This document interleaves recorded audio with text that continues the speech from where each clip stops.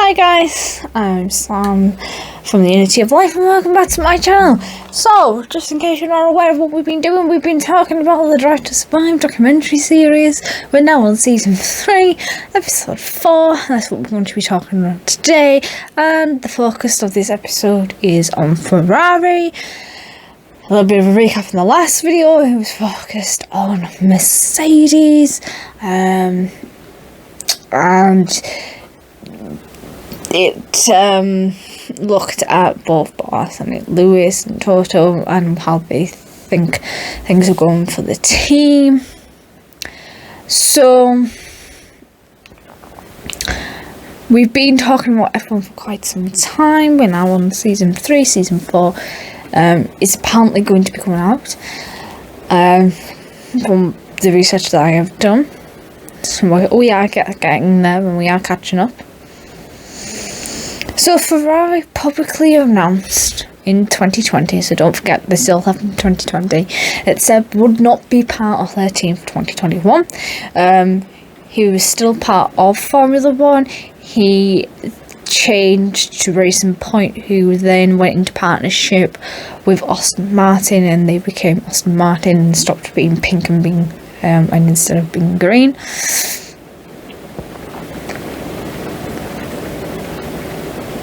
So the news actually came as a shock to Seb, because nobody actually told Sebastian this Ferrari that they weren't going to be signing him up again. He had to find out through social media, and to find out something through social media that that has an effect on you is an absolutely horrible thing to go through, especially when somebody was too chicken to tell you themselves. And it was also confirmed that Charles was given a 5-year contract. So Charles was Seb's teammate at the time. So 2020 was actually a very difficult year for Ferrari. In F1, as in the racing season, not anything to do with the pandemic that had hit. And as you are all probably well aware, that a lot of things had gone on in 2020, and there was a delay in the racing season for many months. So the cars seemed to be quite difficult to drive, the Ferrari car. I don't know if I am pronouncing this right, and I apologise if you can hear some noise in the background. It's because it's absolutely chucking it down, which is great. So I might not be pronouncing this, but Monza in 2020 in the qualifying, Sebastian ended up in 17th, and his teammate Charles got pole. However, Ferrari did seem to do quite well in 2019. Let's not forget that Ferrari it is one of the oldest teams that have been in Formula 1, and they were quite a good team. They were one of the top teams. Everybody wanted to drive for them. They were hugely successful. However, they hadn't been doing so good in recent years, and that's why they decided to bring in some fresh young blood.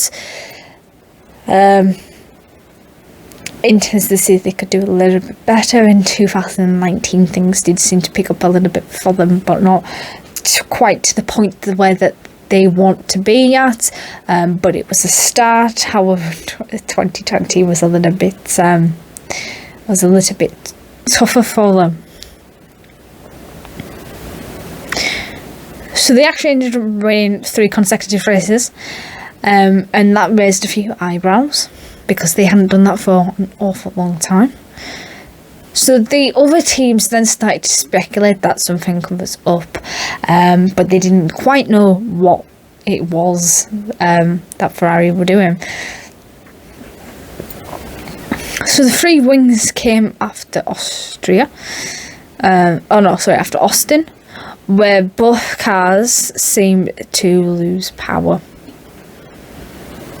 So it was a bit weird that both cars, they were losing power on their tracks, and then all of a sudden they were winning these races.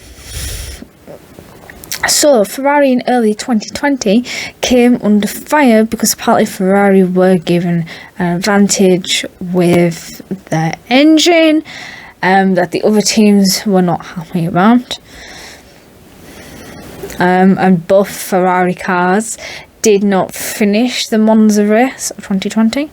And then, so obviously, as a consequence, the tension within Ferrari with the timing of Seb's announcement as well, because he announced that he would be joining Aston Martin. So there was an awful lot of tension that was going on in the team, because obviously Sebastian wasn't going to like the fact that nobody had spoken to him, but they weren't going to sign him up without even speaking to him for the next racing season, even though he had been racing with them for quite some time.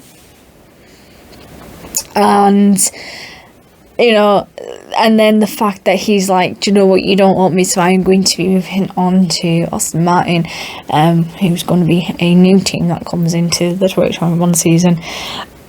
And for him to make that announcement when things are going a little bit tough and they're under scrutiny from other teams was maybe not the wisest or best career move. However, it is what it is, and it did happen. So that's all I have for this episode and this video. Again, I know it's been a little bit short, but it is what it is. I hope it's been a little bit entertaining for you guys.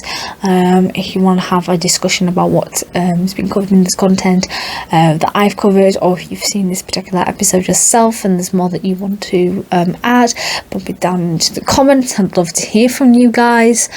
If you've like this content and you haven't already, so click on my face to subscribe. I'd be eternally grateful for that. And don't forget to click that notification bell and you'll be notified every Wednesday and Saturday when I upload a video. And share this content with your friends, because if you like F1 then I'm sure your friends will do too. And for more F1 content that I have covered, click down here and you can watch all my previous videos on this particular topic. And I will see you in the next episode when we're talking and having a look at the 5th episode, which is halfway through this season 3. Okay, I will see you then. Bye.